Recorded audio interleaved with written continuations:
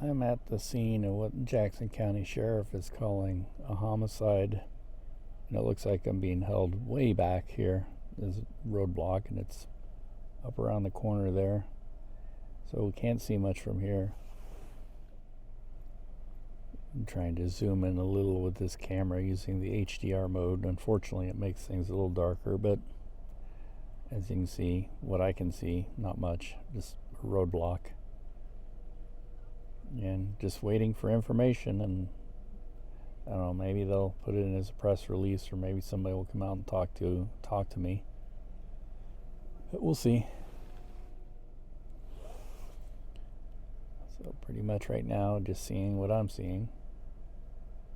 And police coming and going, and just an apartment complex here on Kansas City's east side. Hey, how you doing? I stayed after and shot with Daniela, and the story was really fun. I've been to this coffee house, but it's interesting. My old alma mater, which is Fort Osage High School, where I graduated from way back when, they bought this place, and they're using it as a lab to help teach students how to run business, and working and everything else like that, and marketing. So it's pretty cool. It's neat grounds. This is called Campus Coffee, Campus Grounds, and yeah, they bought it from the family that built it. It went up for sale after the beer fluenza killed everything, and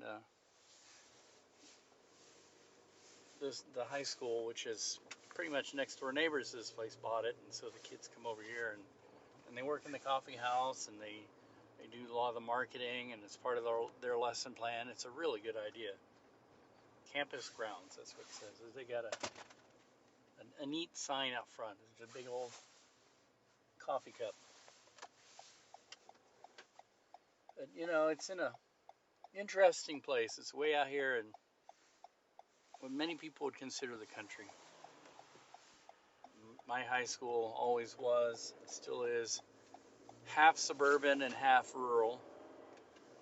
It serves the east side of Independence, and then it serves some of these small towns out here. It's called Fort Osage High School, named after the old fort, which is still over there at Sibley, Missouri.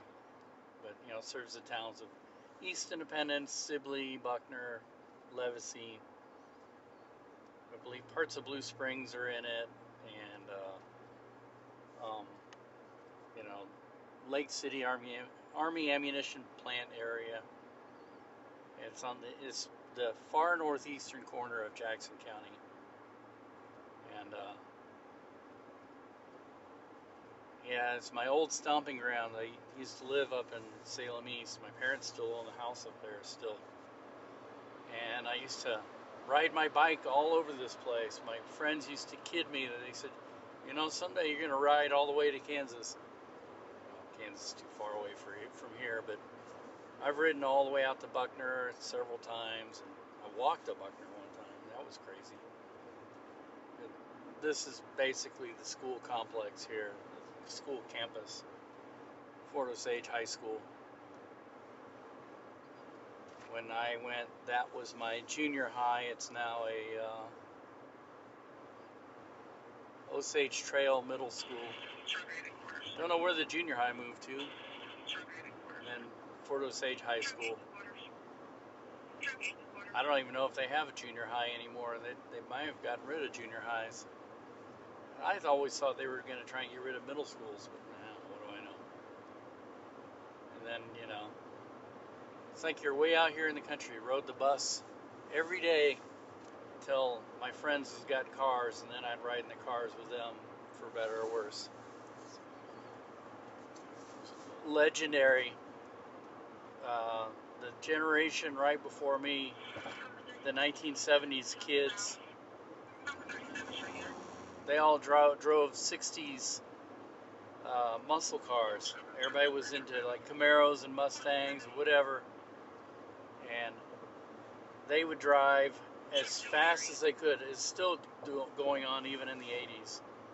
Uh, People still try to drive really fast with some unfortunate circumstances coming from that, kids in fast cars. But back in the 60s and 70s, kids had these really souped up cars, and they were trying to see how fast they could get from the school to the first stoplight up here. And when we came here, it was when we moved in the neighborhood. It was 1979, and 24 Highway was still a 2-lane. And when we moved here, they were just building this. I believe it was this north to make it into a 4-lane divided highway. Yep. And I remember the bus would always pass. There's a farm right here, and in the summer, in the warm weather, the farm never smelled very good.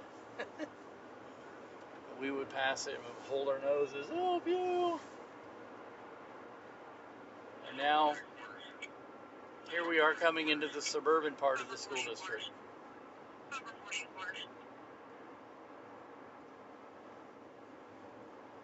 This New Salem Church, Baptist Church up here, was like the demarcation when you pass from country to suburb.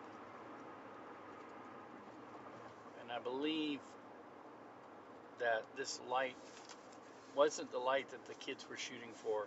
I'm not trying to influence people into thinking they can do something stupid, because even back then that was stupid. There were a lot of kids who had accidents, and some unfortunately didn't make it. And this is all these houses weren't here, but our neighborhood was back there, the Salem East. Well, I got to get gas if I'm going to make it home. I've gone a little bit too far on the I didn't have a chance to put gas in the car. I believe this may have been the first light, but maybe it's the next one up. Whatever it was, the kids were really, back then, were really going fast. That's what it was in the 60s and 70s. Not so much in the 70s, but definitely in the 60s and early 70s. Anyway, memory lane. Woohoo!